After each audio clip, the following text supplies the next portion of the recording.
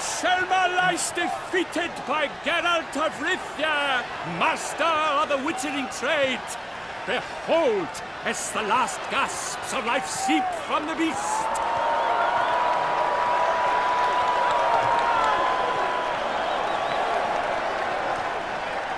Master Geralt, do what you must. Finish the deed! It's suffered enough.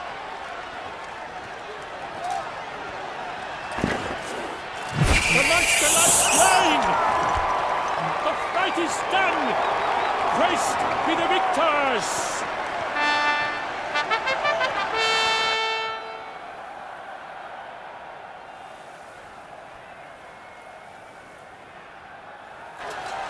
Forgive me. I am not as nimble as in my younger years. You fought bravely. Thanks for your help.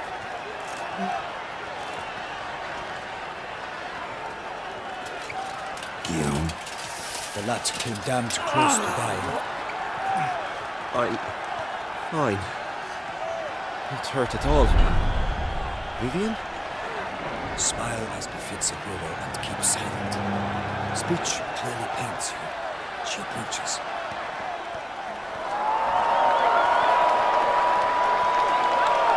Geralt. We must talk. Vivian. You shall talk later, in the medic's tent. Geralt, magnificent, breathtaking. Your Grace. We knew that to summon you was a brilliant idea. We are delighted, ravished to have struck upon it. And I'm truly honored. See to our young hero. Hop, hop. For we must make off with Geralt. We should talk. We had been long awaiting your arrival. Had nearly lost hope. Then suddenly, that entrance, so spectacular.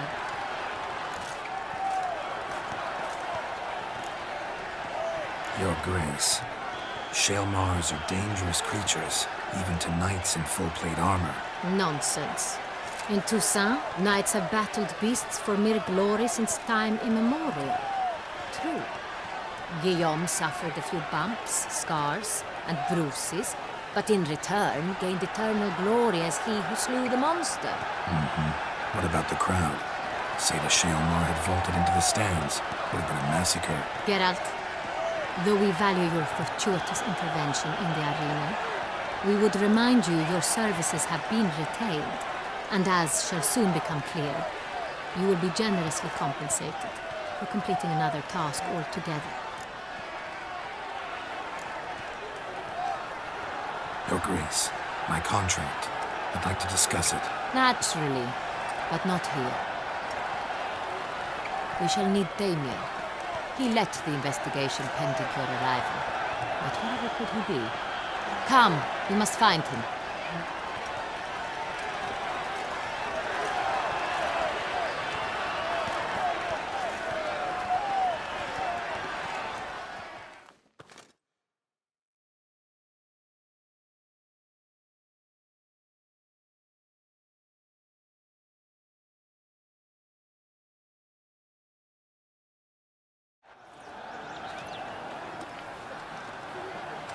Tell us, have you come alone?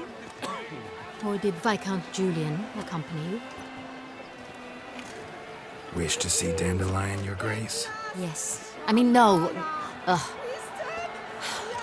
Yes. But solely to tell him we regret. Yes, deeply regret rescinding the death sentence we so justly handed down upon him. If we could turn back time, we would make certain he sat in a tower till he rotted. No, we would ensure he was broken on the wheel, then drawn, hanged, and quartered.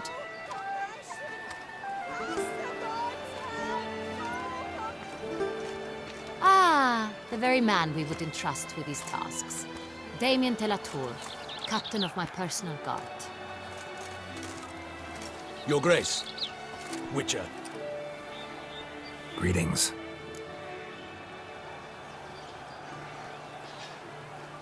I examined the body of the beast's last victim. Might have found something. Need to analyze it. A quiet place, that's what I could use most right now. And maybe the help of an alchemist or a mage. Also like to hear all you know about the previous victims. Take it Sir Delatour is my man for that. Firstly, call me Damien, please. Secondly, you should know I spoke against summoning you here. I've heard much about you. You bring trouble, or thus far have, always.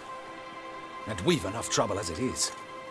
Yet we are capable of defeating the beast on our own, without an outsider's help. I've no doubt about it. Damien, we settled the matter of the Witcher's employ some time past. Definitively. Since you have broached it nonetheless, let us discuss Geralt's pay. Are the legends true?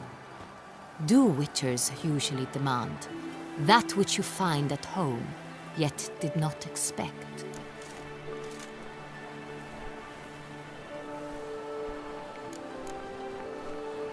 Not quite, Your Grace. Law of surprise, it's something we invoke at times, but rarely. Usually we just take gold. Disappointing. This law sounds rather romantic. On the other hand, on returning to the palace, we would likely find impatient petitioners or a set of sample fabrics for a new dress. Poor rewards both. I fear you'd not have much use for any of the surprises we are likely to come upon. Thus, we've decided you shall receive the deed to a vineyard, Corvo Bianco, and a sum of coin. You will doubtless consider this adequate. Title to the vineyard shall be given to you at once. Surely you'll need lodgings while you hunt. The coin, however, will be yours only once you have slain the beast. Lovely, generous gesture, Your Grace. Corvo Bianco. Isn't it the Duchy's temporary morgue? Is it now?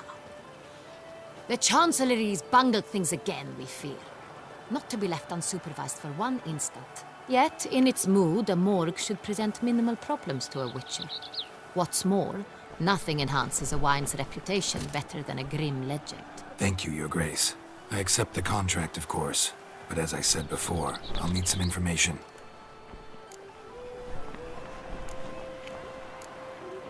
How'd it start? Who was the first victim? Crespi was the first to die. He was famed once for his many glorious tournament victories. Then he grew old, hung up his sword, and took to winemaking. Crespi was not loved by the wine merchants. He was ruthless in business and thought to cheat many a time. He asked us for a dispensation from all court ceremonies. We did not grant it. We could not. Once you've taken the oath of a knight, you remain a knight till death. How'd he die? Where'd they find the body? Quite unusual, the circumstance. He was at a feast when suddenly one of his fellow feastgoers noticed he was missing. The town watch found him an hour later. On his hands and knees, propped against the town pillory, his sword hanging from his neck.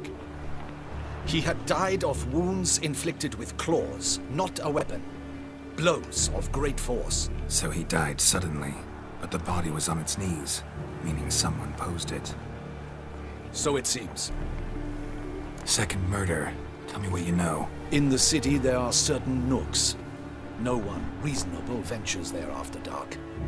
Ramon Dulac's corpse was found in one such place. With the first murder, terror gripped the city. Its inhabitants grew wary, kept to safe areas. Consequently, news of the second victim came to us from a group of concerned cut-purses. Criminals fear the beast? Telling in a way.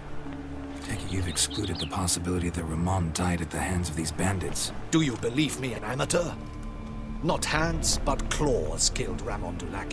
The wound was deep, clean. His body was found in the gutter, dressed in nightshirt and cap, a pillow placed under his head, and his sword replaced by a bed warmer. Ramon Dulac, a knight who but a dozen years past was an advisor to our father, the Duke. Someone went to a lot of trouble to make him look ridiculous.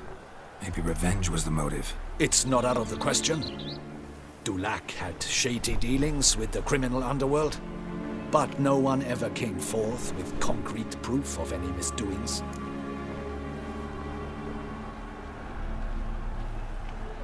So, first two victims were knights, best years behind them. The same could be said of the third. Sir Delacroix was wont to claim that in modern times knights face new challenges, enterprise being the latest addition to the chivalric virtues. He made a veritable fortune in the grain trade. Palmerin even nicknamed him Sir de la Stinchi. Found a coin pouch on his body. Contained florins dating from various times, hailing from different provinces of the Empire. Delacroix loved coin, true, but had no patience for numismatics. Lots of similarities between the victims. All the bodies were found in strange places under extraordinary circumstances. Seems the murderer, whoever or whatever it is, has some meaning to convey. These were honorable men.